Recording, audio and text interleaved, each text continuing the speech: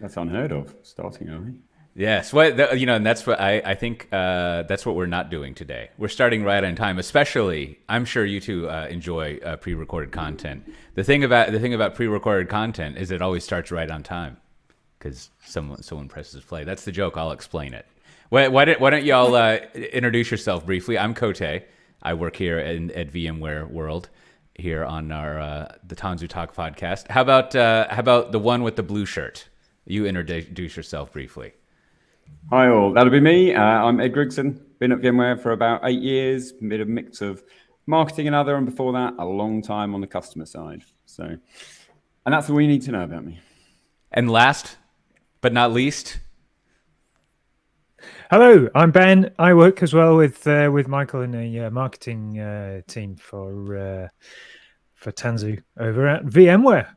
so what I thought we would start here. We'll go a little more in depth about ourselves and plans and stuff at the end, so that it's not too much meta stuff. But it's been a long time since we've had a Tanzu Talk podcast in the old format of going over fun news and things like that.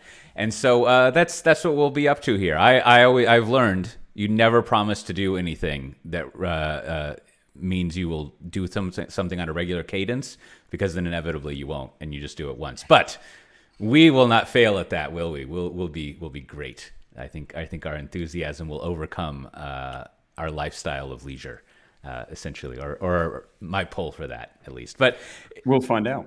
yes, that's right. Only the future will tell. So far we like hanging out, so Yeah. that's a good omen. Yes, that's good. So, That's yeah. good. I think I like y'all's optimism. Hopefully it's infectious, and I haven't been inoculated against it. Don't do that. Well, why don't we start off? We're gonna try out an idea here. We're gonna call it Ed's most thrilling news from last week.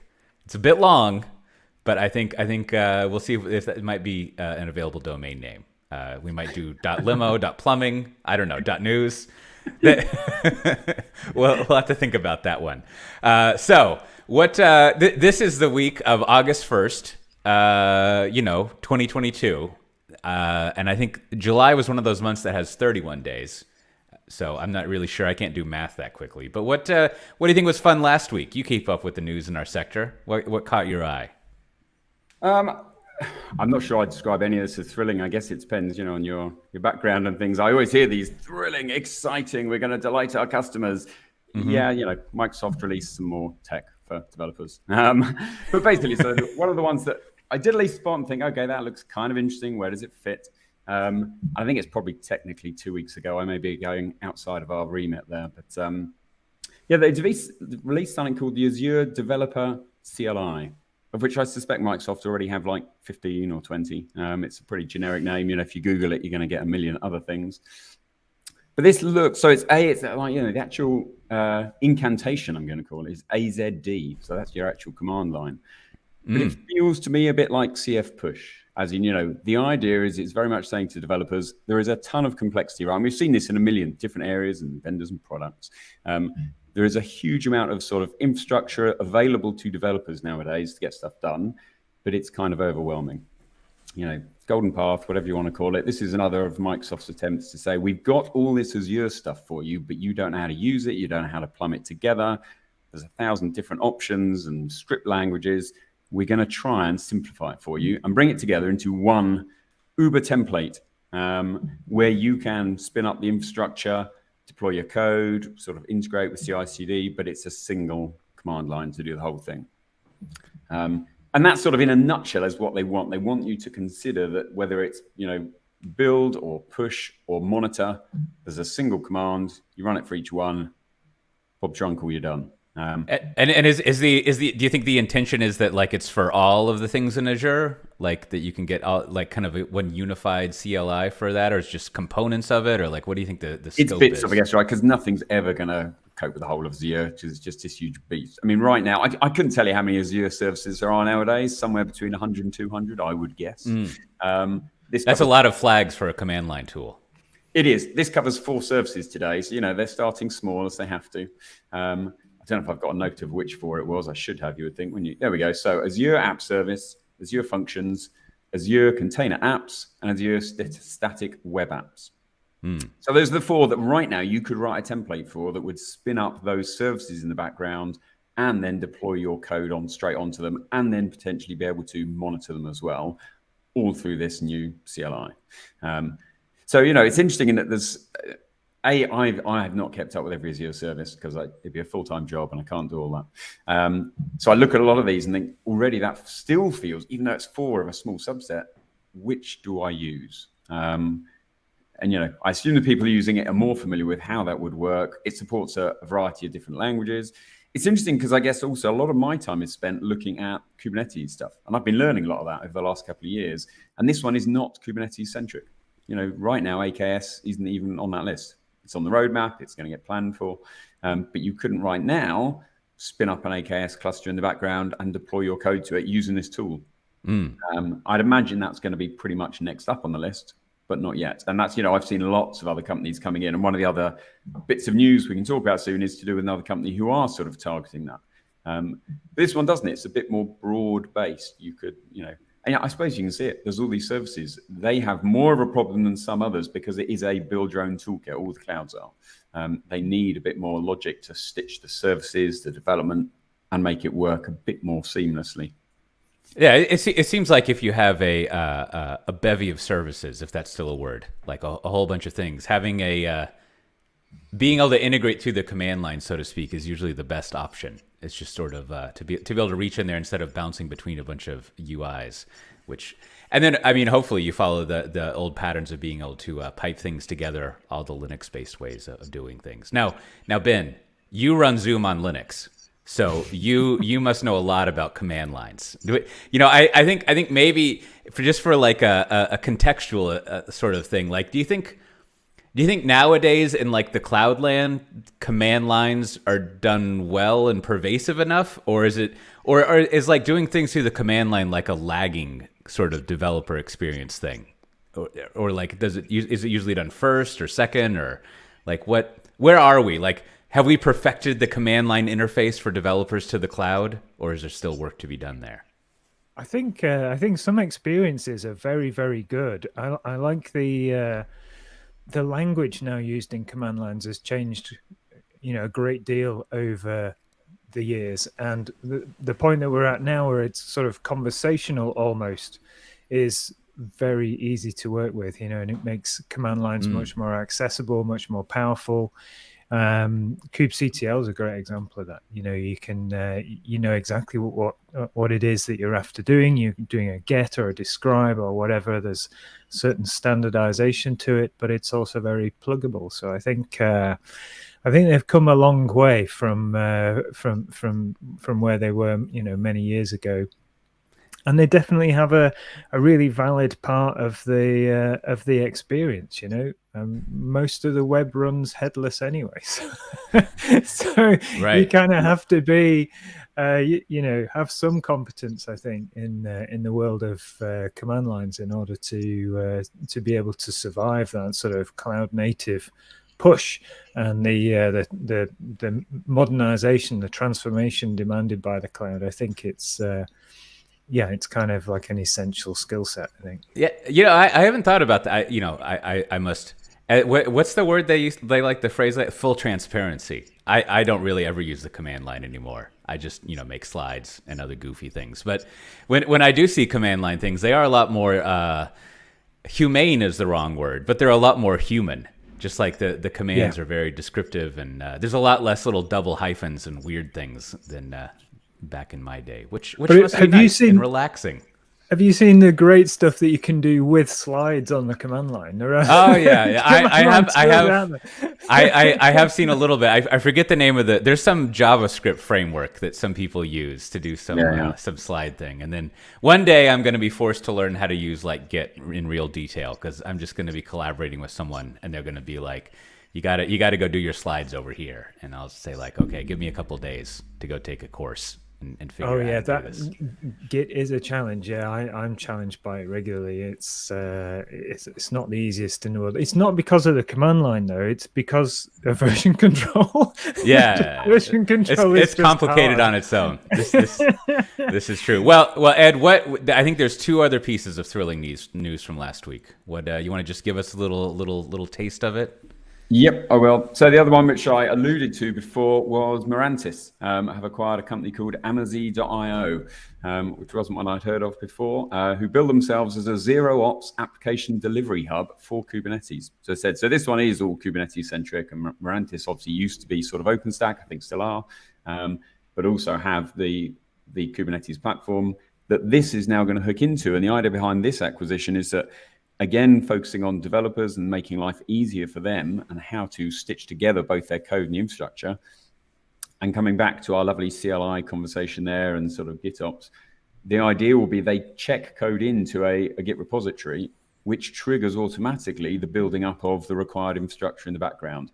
And that's what Amazi, which is based on an open source Lagoon project, does. So it will look at the code and fire up, whether that's Kubernetes clusters, extra namespaces, and deploy your code into it and then help you monitor it. So again, that same focus on making it just quick and easy for developer to spin stuff out without having to learn Kubernetes, I think is the key, at least in their case, certainly. We all know there's still a learning curve in there. And that's something obviously we try and address as well. And this is sort of Mirantis' bid to get more involved in that side of things, I guess. And then how about the last piece? Oh, go ahead, Ben. Well, and this also speaks to the sort of general push to DevOps, doesn't it? And the idea of having, your infrastructure as something that is version controlled and is changed via version control. And I think it's recent to me, and I've not really experienced that until I started working more on things like the Tanzu Application Platform. So I find that absolutely fascinating. I'm very interested to see how many different products there are in this space and what they bring to the table that's unique about each particular product. Can't say I know a great deal about this one, Ed, but it sounds like more momentum in that direction, which is clearly a thing, right? Yeah, and it's all around, again, it's making it easier. And I think you can look back, 10 years plus to everyone, I mean, longer than that, right? But everyone's been trying to get out the way of developers and say, you guys do your things and it just all works for you. And whether it was ITIL back in the day of sort of standardizing that and going, right, we will just make sure this is operationalized and as efficient as possible. And now it's obviously gone to code and sort of everything as code and GitOps, everything becoming more and more self-service because suddenly there's more infrastructure. It used to be quite simple, right? Just, you need a server, then you need a VM, right? That's fairly quick and easy. We'll do that. We'll hand over a VM, we're done. Now there's a million different building blocks. And suddenly it's more complex to then get back out of the way. Well, this extra stuff's come in, even though it's more power, more choice, potentially a lot more you can do with it. And it definitely does feel like momentum everywhere is towards how do you bridge that gap, the developer gap, whatever everyone's going to call it. But there's an interesting push to that direction. And as an infrastructure guy myself, I find learning all that stuff, like you were saying, Michael, getting back to CLIs. And when I did all my sort of CKA stuff, I actually really enjoyed getting back to command lines, but it'd been a long time since I'd done it a lot because I did a bit of coding back in the day and then everyone said Visual Basic was going to take over the world and then PowerShell was going to take over the world.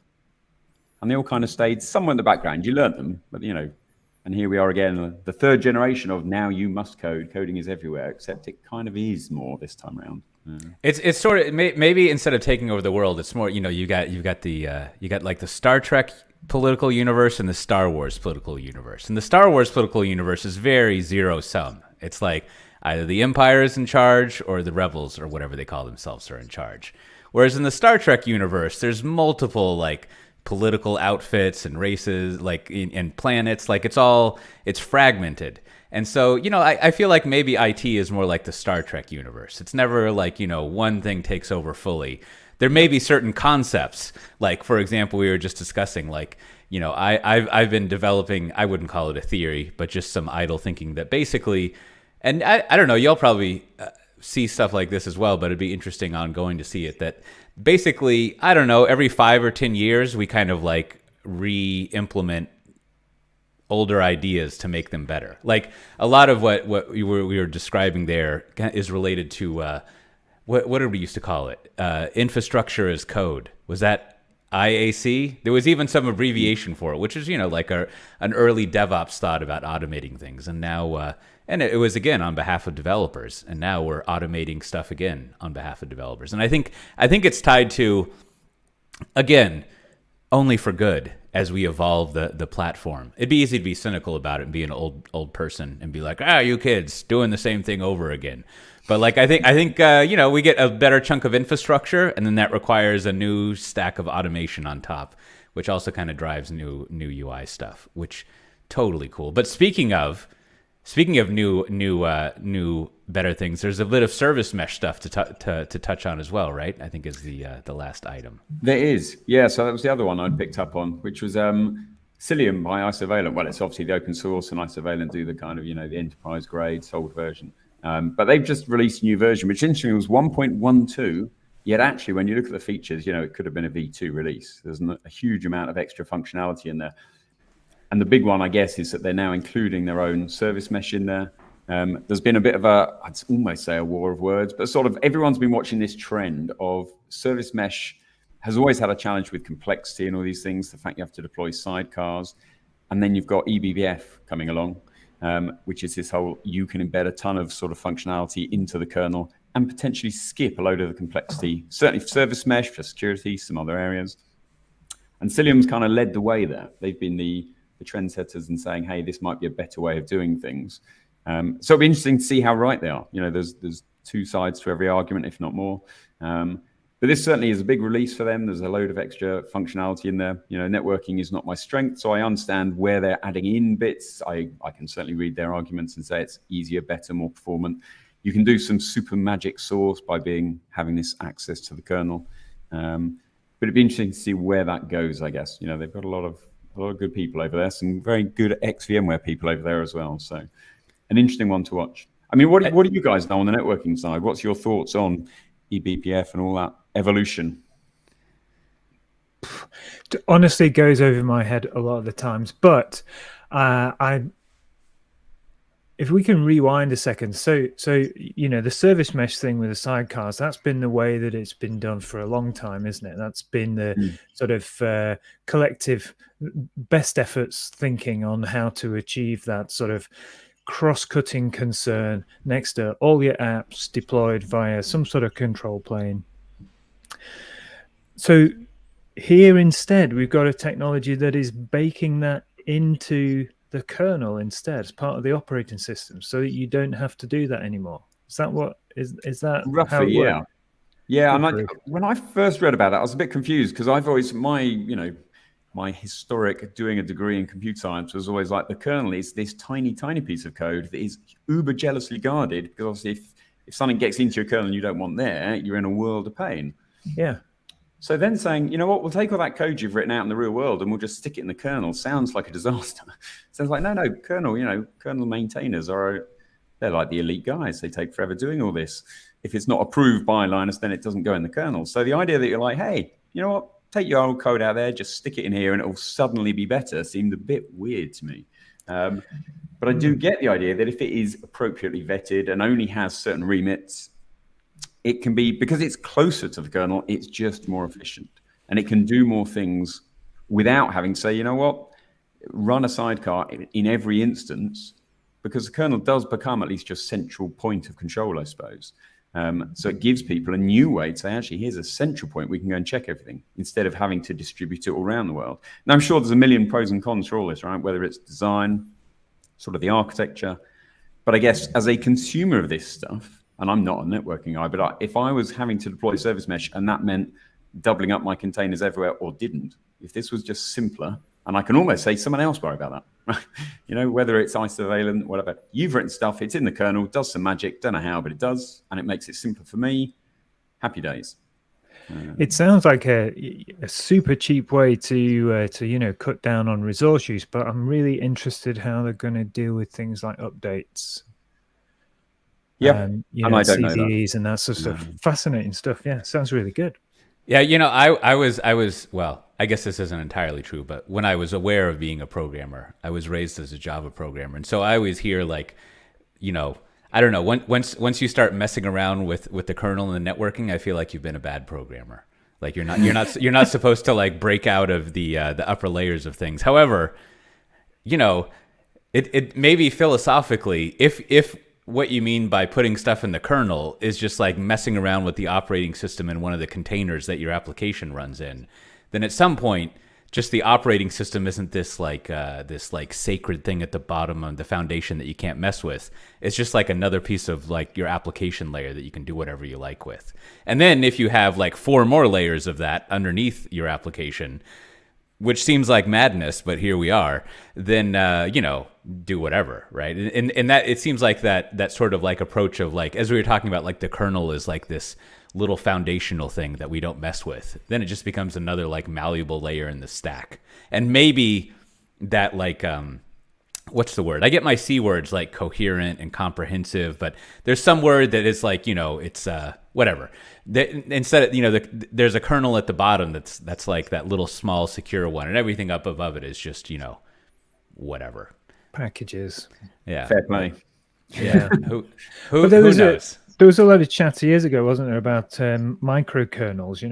This was also the idea of modifying the kernel to strip out a whole bunch of stuff that you don't need in order to reduce the security footprint and to also increase the boot times and reduce memory overhead and that sort of stuff. Kind of went quiet, but I definitely remember there being, talk of having this idea of a malleable, not a kernel as a fixed thing, but a kernel as a flexible thing. So yeah, really interesting stuff. That was a good trend, wasn't it? That was like when Docker came along, everyone went, hey, Docker's idea is to just strip everything down to what you need for that app. Can we not extend that all the way to the kernel and go, we don't need a multi-purpose kernel either. This one just needs to do these things. Wouldn't that be the logical endpoint for it? Only what's needed. The austere cloud. Just pared back to what's required. I like that. Well, so also since last we recorded, which was never in the past few weeks, we had a large release of one of our one of our major suites, if you will, that does a lot of these things we were talking about, the Tanzu Application Platform, version 1.2. Now, I don't know if Ed is going to make one of his rulings. Was that more like a 2.0 release or a 0.2? I think one of the things we found is whenever we want a ruling on a dot release versus a point release, we now have a go-to source, someone who can. I think for legal reasons, we'll stick to what we said. Yeah, no, exactly. But it's always good to know that we have a source if we want to discuss. Is this really like a 0.1 or a 0.1.2a? What, and is it an A or a B? Like what are we doing here? Are we back in the Star Trek thing again? Because didn't you have the Enterprise 1A and 1B and all that? Yeah, so inscrutable star dates. They're just like we can figure those out. Also, just coming back to that though, Michael, the whole Star Trek thing. Just remember that in Star Trek, in order to fix anything, they blow up the Enterprise. That's basically how they fix it. How are we going to fix this? Let's blow up the Enterprise. And yeah. Perfect. Well, immutable infrastructure. That's exactly how it should be. I think that's this. I mean, just to get like too deeply philosophical again, I think you would have a good paper there about the Star Trek universe's position on Theseus's ship, because if they've blown up the Enterprise many times, not only have they taken it apart and replaced it, they've just obliterated it, but it's still the Enterprise. So there's a definitive answer in the Star Trek universe to that problem. To also support the metaphor, it's got a lot of modernization built in to that particular universe. They modernize every couple of years, don't they? Yeah. The Enterprise is just an idea, a logos, if you will, in Scotty's head. Brand. And so it always exists as long as he does or transmits it to someone else. Anyhow, well, now you've done several videos kind of highlighting things in the Tanzu Application Platform 1.2 bin. What are some notable things you like in this release? Quite a lot of stuff actually. So I like the fact that now the IDE experience, developers working in their IDE can go all the way from create through update, debugging, all the way through to deleting applications, all on the platform. So it means you don't have to leave your IDE for anything. And I've been using this quite a lot this past few weeks as I'm in the process of putting together my talk for Explore 2022, which will happen in about a month's time.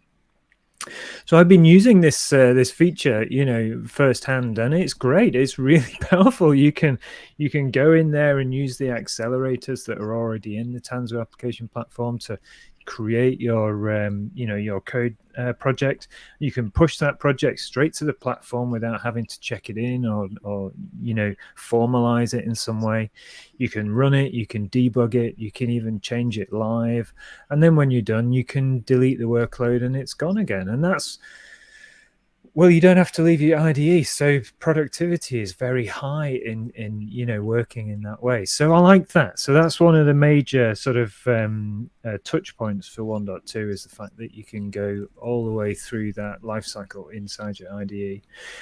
There's loads of others as well. I know there's a really good video out there by my colleague Miles, which is all about the Gitops Flow that has been introduced in 1.2. So you can have things like the platform create change requests for you and check them into Git, and then have those flow through to your different types of clusters, whether it's your production cluster or your staging cluster or whatever.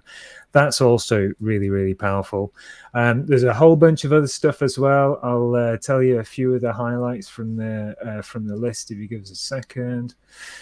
We've got air gap as well, so you can install the whole platform in an internet-free environment, which is pretty powerful if you're, sovereign concerns, for example, the sorts of concerns that you have. So you don't need an internet connection to install it anymore.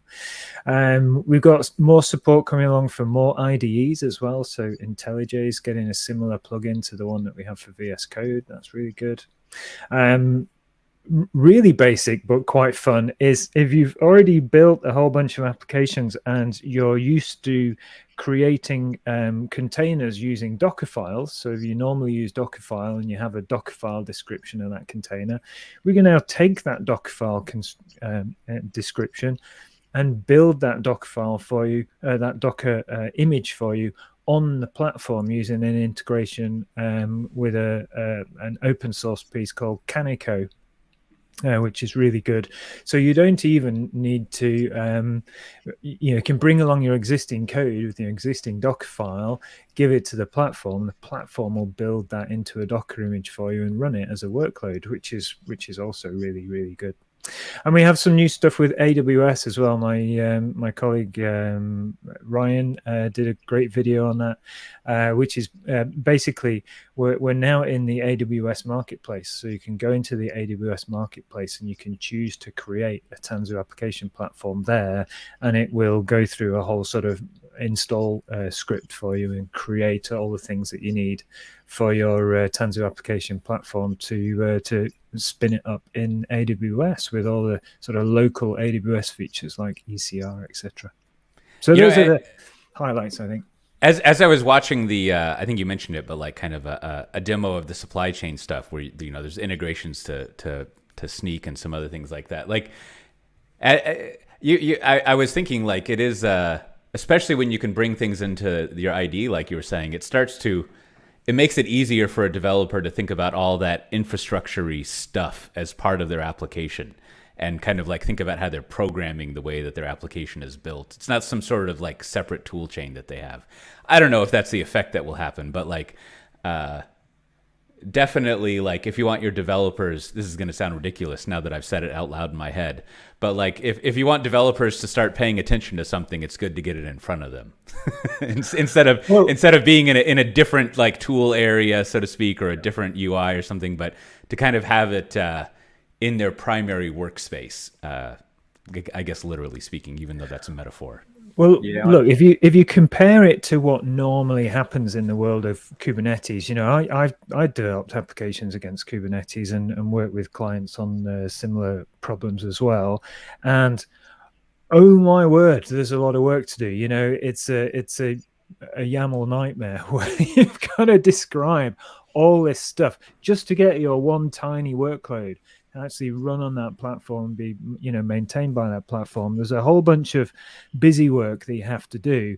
I'm genuinely enjoying the hell out of not having to do any of that because it was never adding much value to what I was doing. So the fact that I can go into the IDE and just say, create me this Java app and run it over there on Kubernetes for me, and that's it. I mean, that's literally all I did was say, give me that, run it there. Is very, very liberating, and it saves me a lot of work. So yeah, I'm very happy with that. You want to save the complicated things for when you're making like enchiladas, and just to have everything else be pre-made for you. But I was interrupting you, Ed. You were going to say. I was just going to say. So for me, VS Code, my analogy, which is not as good as your Star Trek one, I'm sure, is like I do quite a lot of fitness stuff, particularly for our Olympic stuff we're doing internally, right? But if it doesn't happen in Strava, if you haven't logged that activity in Strava, everyone's like, didn't happen. You made it up, etc. For me, that's VS Code. If you talk to a developer, if it didn't happen in VS Code, didn't happen. Not interested. And everything I've done is all VS Code. So the more things get integrated, and everything kind of is now, right? It's like, I'm in VS Code. Can I click a button and do it here? If so, brilliant. If not, not interested. Job done. Yeah. So the fact we're integrated there now is a very good thing. I feel like the longer I talk with you two, I'm gonna get motivated to actually do some programming again. That'll be great. I'm not gonna make this year's almost more than half done, so it's not gonna be a calendar year 2023 goal or whatever year this is. Or no, wait, this is 2022. See, yeah, so it will be that. I don't know, but we're in fiscal 2023, right? Yeah, that's. There you go. See, I got it mixed up. I got the wrong Y. Anyhow. Well, I had some plans to have some backstage conversation, but I think we had some sufficient conversation, and also my son is trying to become a guest star here.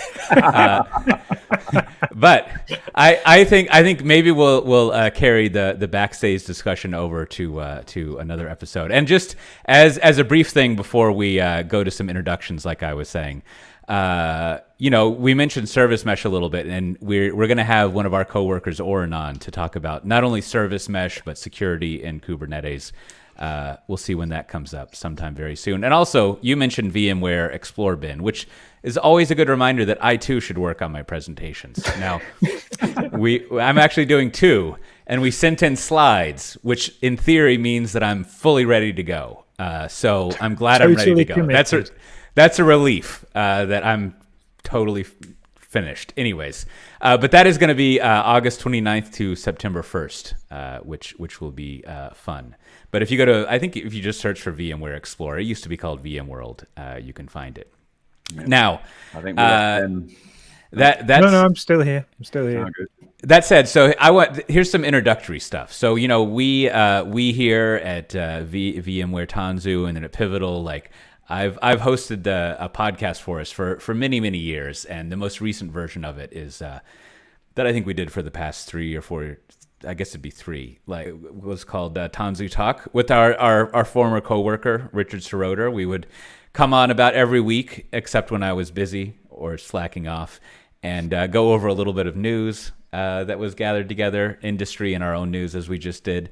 And then we would sometimes have a topic that Richard and I would talk about, or a guest that we would interview. And so I've been long neglecting doing this. So I finally found 2 good people who can help out with it and work on it, as we just demonstrated. So I thought we would have a go at restarting it again, to have sort of like a weekly what's going on in this space thing, talk about kind of the relevant VMware and Tanzu stuff that has come up in the past week or so. And then we'll probably have some guests, and we will. Ben's probably like, we're definitely going to have guests, but I'm not sure if we'll make them as separate episodes, or kind of merge them onto a news thing. Whatever. I don't think it really matters. We'll figure it out. But why don't you introduce yourself briefly, Ed, and kind of just for the listener, go over who you are, what your deal is. We know you use VS Code, and that anything athletic has to be logged, or it did not exist. Exactly. And I'm the master of version control. That's what I've claimed already, isn't it? But I honestly don't know if there's much more you need to know about me, right? I was an infrastructure guy. I went through the classic help desk, through server support, through storage, and so on. And And then, I was on the customer side for a long, long time. I got dragged into VMware forever back in the day because I thought ESX and vMotion was magic. I started blogging about that back in 2007 or 8 or something like that, which hooked me into the whole VMware, both ecosystem and everything else. And eventually I ended up working here. And fast forward 8 years, I'm still here, still loving it. And the world has, changed around me. And I'm doing like everyone else, trying to keep up with the new tech, the new way of doing things. The coding I'd love to be doing more of, frankly. It was a pivot in my career, that one, actually. My very, very first job out of university was a placement year, and I went to be a COBOL programmer, which dates me quite a bit. But anyway, and I turned up on day one for this insurance company in UK, and they had, 20 students, and they, when I arrived, said, you know what, we may not actually have enough COBOL jobs for everybody that we've offered a job. Do you want to do tech support instead? And that forever changed my career. So, I hankered to get back to coding one day. But yeah, not now. I'm a very CS coder, let's be fair. That's quite the switch from going from programming to support. It would be if you'd ever done much, right? I was a green student. I didn't know much. So it was like, well, I've theoretically know some coding in Ada and other stuff that I've done on my degree course. And I theoretically know a little bit about hardware. And then it was like, which one are you going to learn more about? Well, I went the infrastructure route. See, it's that you know how I was trying to articulate how you start thinking about the kernel as part of your middleware or your stack, and like maybe you have more experience than I do, but I feel like if you're doing kind of like COBOL and mainframe programming, you're encouraged to like consider the operating system part of your application stack, right? And so it would be more, I guess, if you told a mainframe person you're going to mess with the kernel, they would just like force you to leave the room. Yeah. They wouldn't like that. But there's a different style of programming, I think, that you do in that environment than other ones. Yeah, I just remember all mine was always higher level languages, right? I thought as time went on, the languages would get more and more abstracted. So the idea we're now stepping back towards kernel seems odd. That should have been long forgotten. Nobody codes in assembly language anymore. I learned that when I was like 12. I was super proud. I coded some little demo thing in assembly language. It was no use to me in future life whatsoever because nobody does that anymore. Why would you bother? There's far easier ways of doing it. So yeah, interesting. Everything is said, everything goes around in cycles. We forget about the kernel, and then 10 years later, we decide it's actually quite useful if we go back and revisit it and chop and change it a little bit. It's all gone WebAssembly. That's what's happened. Well, now. there you go. There's a nice segue for a future episode, maybe. There is. How about yourself, Ben? Tell people a little bit about what your deal is. Well, Ed went back quite far there, so I feel like I'm obliged to do the same. So originally I started in sales and marketing, believe it or not, direct marketing, in fact, and then managed to get a job coding sort of marketing databases and stuff like that, and then I turned that into a career in coding for quite a long time. I was a Java programmer, much like yourself, Coté, but nowhere near as talented. And then I spent probably about 10 years or so as an architect as well, helping folks to modernize systems and integrate. I did quite a lot of integration over the course of my career. I spent a fair amount of time with Java and Spring and various other things. And these days now I'm back into marketing and helping folks to understand the different technologies that we have and how they work and how you can get started with them, and hopefully encouraging folks to try them because I think they're really good, and I hope that others feel the same way after they've seen some of my stuff. So yeah, that's what I enjoy doing these days, is trying to help other people to understand what we've got and hopefully demystify it somewhat and perhaps even inspire them to try it. Yeah, you're definitely you've put out a lot of you're experimenting with the video formats available now, in addition to the non-experimental ones. But it's fun. It's always fun to see someone trying to figure out like how to use all these wacky video formats in the 9:16 ratio instead of traditional, and figure out what works, because it is I too have done a study of all the video stuff out there, and I think it is totally inconclusive about what works and doesn't. It's my fear is that it'll be the same thing as always, that it's the content that matters, which just like that's no one can come up with good content frequently enough. Like you only have like a couple of them. Well, maybe you have more than me, but If it relies on the content, I'm in trouble because I've only got so much. Well, maybe the listeners and watchers can, help us out with some of this stuff. I put out very recently. I put out a 9x16 video. I was following Coté's lead because obviously he's the trailblazer here on this format for the Docker files thing that we were talking about. Yes. Before. So yeah, check it out on YouTube. Tell us what you think. We always see your comments. I think what we've been missing is adding music to it. We need to find out what the popular music is every week and put that in there.